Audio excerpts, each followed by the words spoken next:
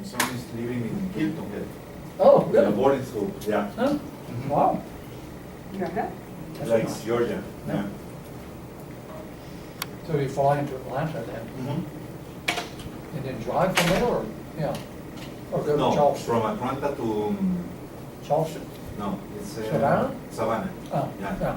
It's 20 minutes away from Savannah Yeah. in car. Oh, okay. Oh. Yeah, it's a lovely place. Did you see the debate? No, The candidates? no, I can't watch it. I turned it on until Lindsey Graham said, if the Iranians don't cooperate, we'll nuke them. Crazy. I turned it off. I couldn't. I would have been breaking the TV or something. I don't know. I don't. And you know, I can't develop a comparative advantage in U.S. politics. So better I can have a comparative advantage in China or Mhm. someplace in Asia. I pay more attention to the other.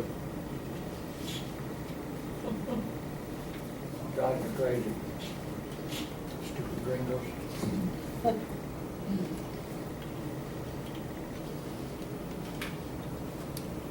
Now, man.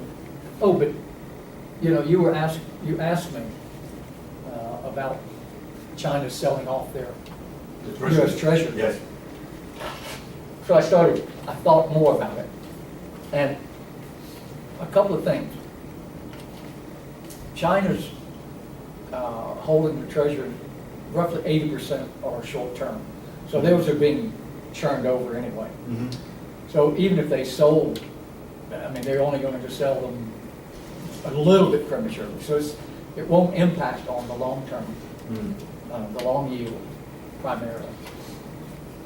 And the thing that's probably more interesting is that they're, you know, buying up dollars, selling dollars to hold up the, Gold and. the yuan. So Mhm. that might be a more consequential thing. But again, it could be that if there's a decrease in the rate or increase in purchases, I mean, because they're going to keep buying, Mhm. even if they don't reduce on net the total amount. If they decrease or increase, they could still have an impact. Yeah, yeah. So even if their holding of U.S. treasuries went up, but went up at a lower rate, Mhm. that could conceivably alter the The interest rate. interest rates Yeah. through the pricing. So it's kind of interesting, but, so, I thought a little bit about it. This is probably something I should work more on, but I think the fact that, and in fact, most of the treasuries held by most people are short-term. Mhm. Mhm. But I think about, God, just people out there who've got 30-year U.S. bonds paying 6, 8%. Those people are, you know, just having a good life. Yeah, I wish I had those. yeah. Wow. Not many of those left. Yes. I know it's 2%, 2.5%. Yeah, yeah. Well, 30-year, I'm not sure what 30-year is. 30 is close to 4%. Yeah. 4%. Yeah. So we'll see how that's going to look in 30 years. Mhm. Yeah. Mhm. But I'm convinced that once the lid comes off of interest rates, they're just going to shoot up. People, I mean, you could see, people are getting nervous already. I mean, the taper, the threat of the taper a few years back, the reactions there. And again, you know, the decrease in the rate of increase in the money supply, that's holding up all these asset bubbles. That liquidity draining off, or the lack of additional liquidity to hold the bubbles up. And as those bubbles begin to deflate, panic sets in and everybody runs to the door at the same time. it's a classic problem of central planners. They believe they can control things. So we've got monetary central planning. I mean, this is the thing. For years, everybody's complained about the Chinese. You need to let interest rates reflect commercial realities. Do they in America? No. Central bank sets them. Market's not setting interest rates anywhere in the world. Yeah. But we keep telling them, China, you should let your exchange rate be market determined. Well, where are they market determined? I mean, Japanese are notorious in their exchange rate market. The Koreans are worse than the Chinese, have been. In fact, the refusal to raise rates now had to do with problems with a strong dollar or, one of the considerations. So everybody's playing that game. So the Chinese get a bad rap. You get criticized for things that other people are also guilty of. We didn't, some no-shows, huh? Yeah, but let's start. Yeah, okay. I was trying to Yeah. check the traffic. Yeah. Yesterday Julio was. Cole said he might come, so. Yeah, he said he was Too going late. to come. So is there a market for the Chinese government bonds? Is there a free market for that? No, they've expanded the market recently, just in the last months. China began thinking about its capital market in the 1980s when Latin America was going through the debt crisis of the 1980s. So China thought, uh-oh, we better not have a debt, we better not have an open debt market. So slowly they developed a share exchange, stock markets. So and they gradually opened that up, primarily to what they call qualified international investors. So you got to come in with a couple of $100 billion or something. Ay, qué bueno, ya. Oye, señor, dime tarde. And is there Huh? in Shanghai? In Shanghai, those bonds are traded. Yeah, primarily. So now they're ¿Hay allowing ahorita? in Pero foreign también te pedimos enseñar, purchasers, and porque- and this past week, they're allowing foreigners to issue renminbi bonds to be sold in China. So it's becoming more open, but it's still not an open market. So and the Chinese are more nervous about the bond market somehow. I think partly just for historical reasons. But they've been burned several times by the stock market in 2007 and now recently. So they've had bubbles before in the stock market. Well, anyway, the title of this was, in fact, inspired by a conversation I had with Sabi. So we had different views in part on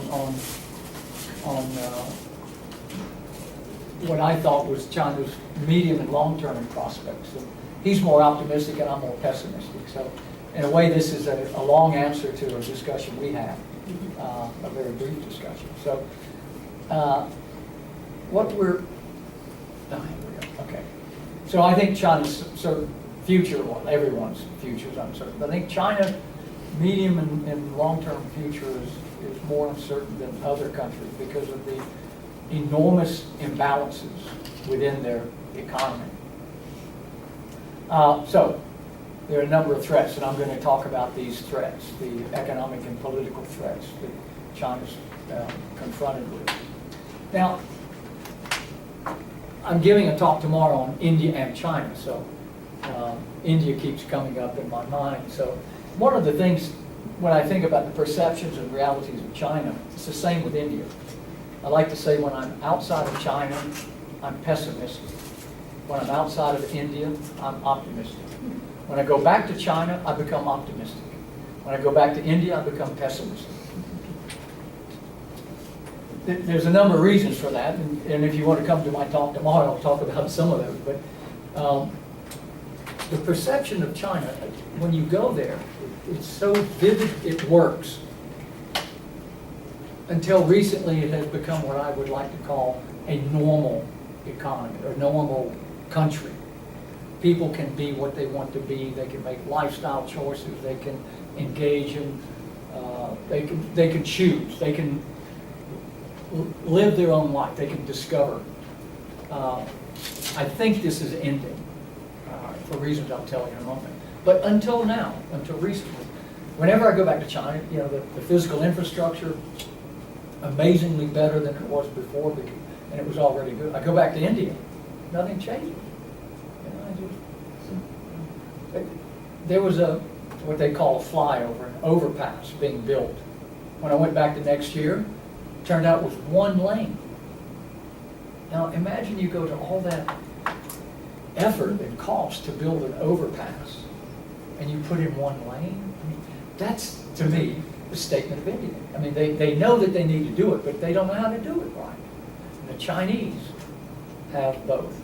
They have an idea, and they can execute it in a way that India cannot. But anyway, so I think what happens is that recently I saw some videos of Berlin in the 1930s. Berlin was like Beijing is today. Everyone went to Berlin because that was where everything was working. That is, Germany under Hitler was advancing, that things were going far ahead of everyone else, and there was this sort of euphoric sense about it, this overly optimistic sense about, wow, we need to be more like Germany.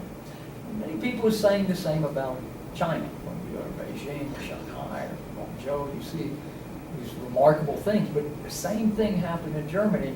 And of course, there were different problems that brought Germany's miracle to an end. Then I think will happen in China. But it struck me as very interesting because it was the same thing. Everybody thought, you know, Germany was the future. And people are saying the same about China. We get forecasts of China overtaking the U.S. By 2050 or 2040, depending on who you talk to. China's purchasing power parity, estimated GDP will eventually, most people believe, surpass the U.S. Okay. Now, so I think there's a misalignment. The perceptions and reality don't match up very well. Let's look at the perception of China. That there's strong economic growth, an enormous tradable sector. China is the biggest trading country, constitutes, I forgot now the fraction of total international trade is roughly 20%. Large current account surplus, well, that comes and goes. They've had deficits recently, but that was mostly driven by rising commodity prices, and those things ebb and flow. But they have a large amount of FDI coming in, foreign direct investment. China, when the U.S. is not the largest recipient, then China is.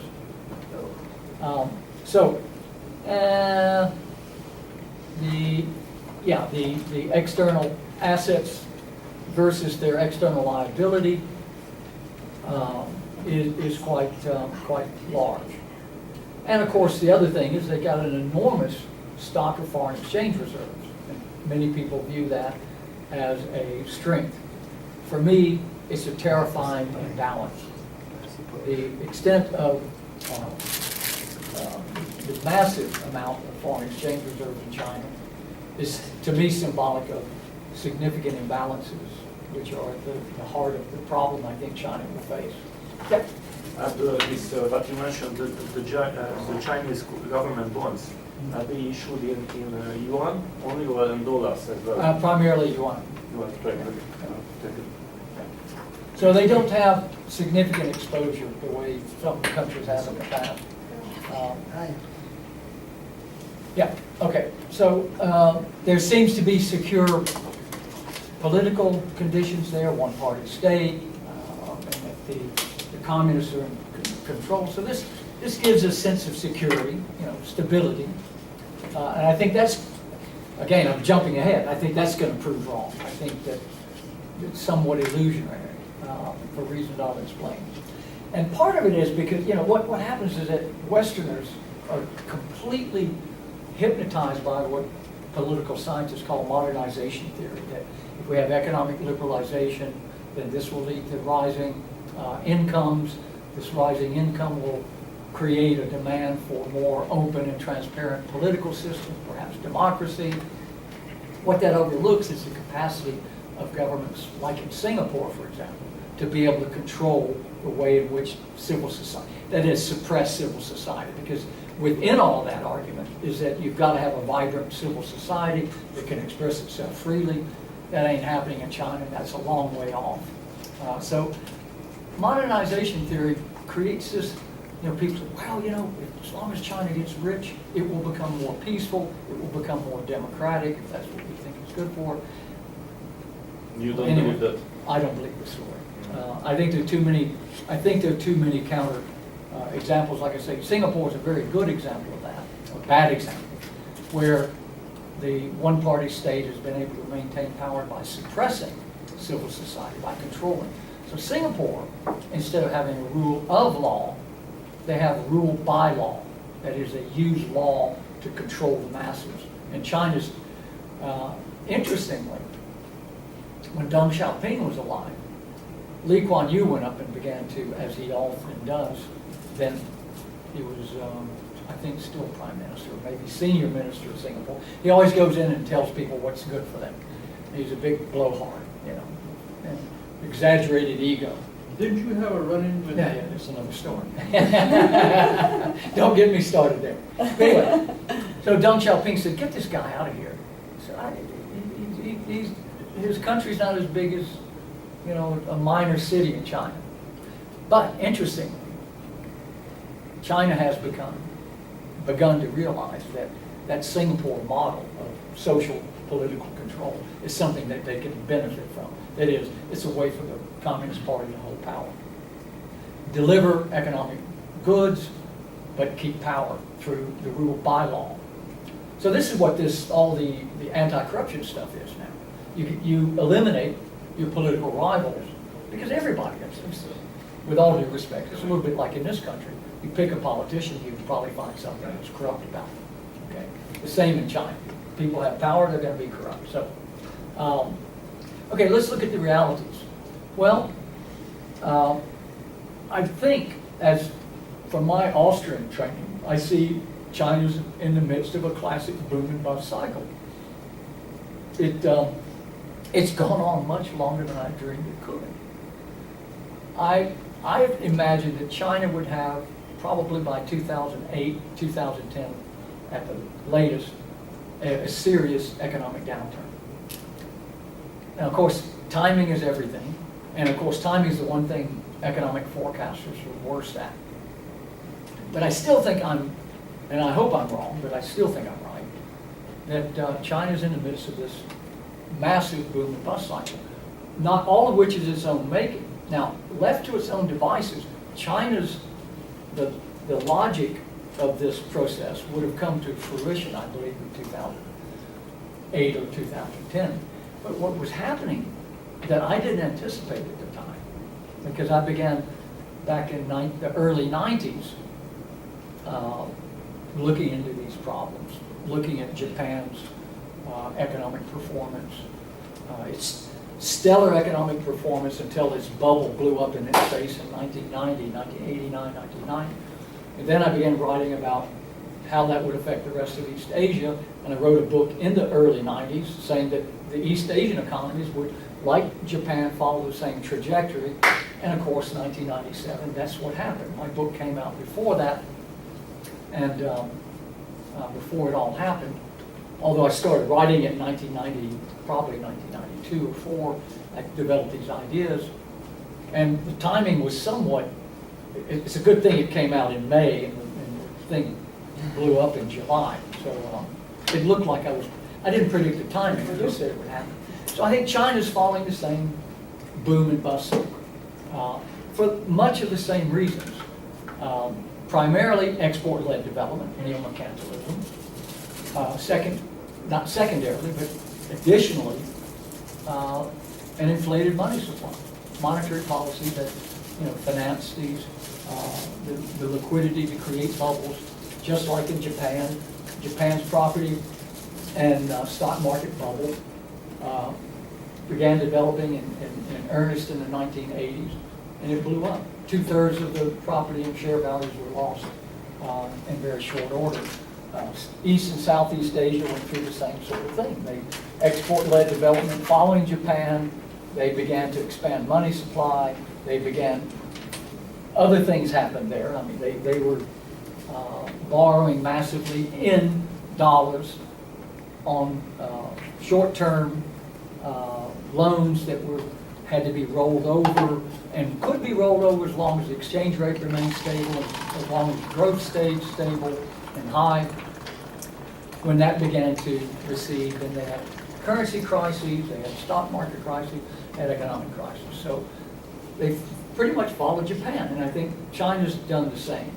So I think China's still in that upward trajectory, but getting close to where Japan was in 1989 and where, now, it got away with it because every central bank in the world was doing the same stupid thing. Now, the reason Japan got burned is that its central bank was acting more or less independently from other central banks, as had been in the case throughout history. And when you act stupid and other people don't, then there are costs. Capital outflows or inflows, depending on what you're doing, exchange rate effects, and so on. And the same was true in the 90s, where there wasn't this sort of congruity or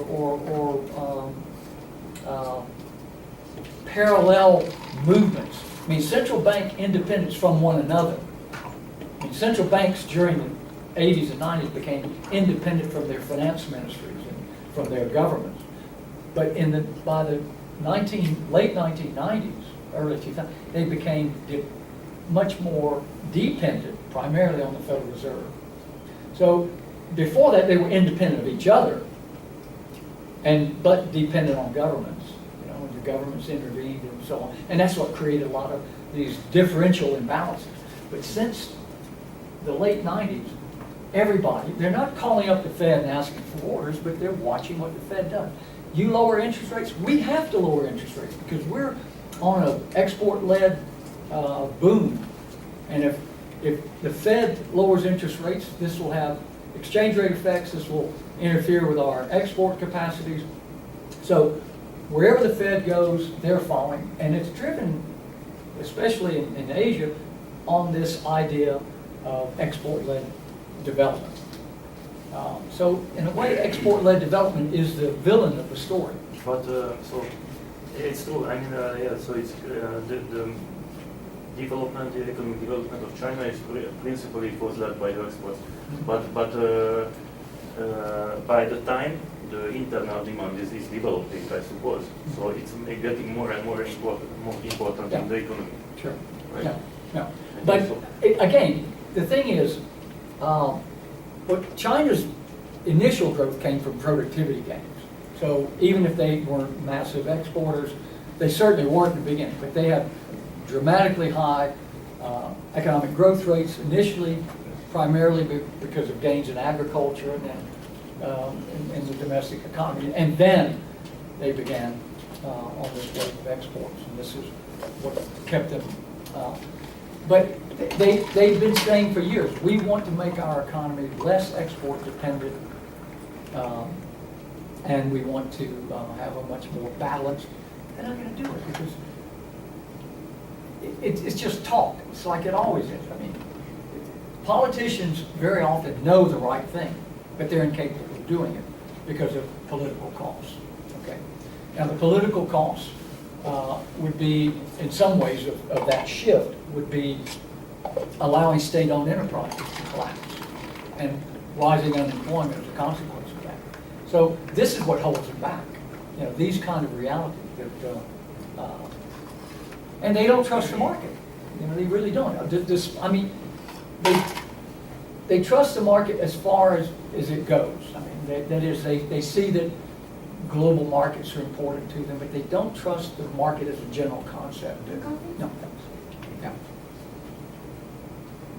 So what I say about this economic development in China is you say that it's going longer than you expected, but I think what is the I believe the most important support for this is that the Chinese government is investing more and more in education. And I see that by personal experience. If you look around, I have a very good friend, a Taiwanese guy who was looking for a job after finishing in Cabo Stasio when I studied also. And he was looking, he's Taiwanese, he speaks native Chinese, so he was looking around in China. And well, there is a significant number of universities, like more than 20, I believe, that hire foreigners, and they pay very well, actually. Yeah. They pay very well, and they are bringing in foreign professors, Sure. and they are just investing in the education in the country. Yeah. And I think that's a very important support for the Chinese economy, and actually that the government is doing that. So behind this is all the government. So in some sense, I think they are doing the right thing, at least. Education, in my view, is neither necessary nor sufficient. Education is Yeah. neither necessary nor sufficient for economic success, neither for a country nor for individuals. No. Cuba invested enormous amounts in education. It's one of the best educated populations in Latin America. So on its own, education is neither necessary nor sufficient.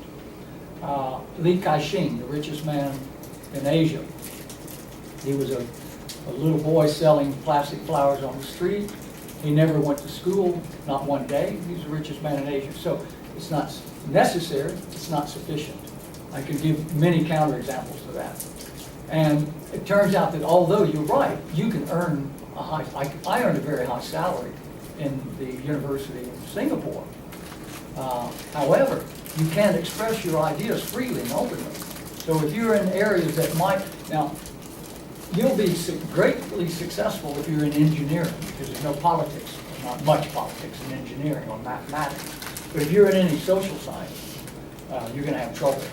So the China, like most Asian countries, their education system is not based upon creativity. Rewards aren't based upon creativity and innovation. They're based upon rote learning, memorization. So again, that's another aspect. I've written about China's education system in this regard, not recently, but so I'm not impressed by that. So having said that, it would be a good opportunity for people to go there to teach. You know. But only in terms of income. I think the rewards in terms of being rewarded for creative thinking, which is what your publications are about. You're creatively imagining new types of ideas, new ways to apply things. But I see that, so I met personally these guys who are coming, Chinese guys, and they are smart. Yeah. I mean, I see them, and they are smart actually, and they are coming from there. Yeah. So I mean, there is some basis for the education there. The great central Although planners. there are a lot of them, so there are more than 1 billion, but but still The there great are a central bunch of planners people were coming smart. out from there, really good. China had 50 years of central planners. These people were brilliant. The Russians that ran the Soviet Union were brilliant.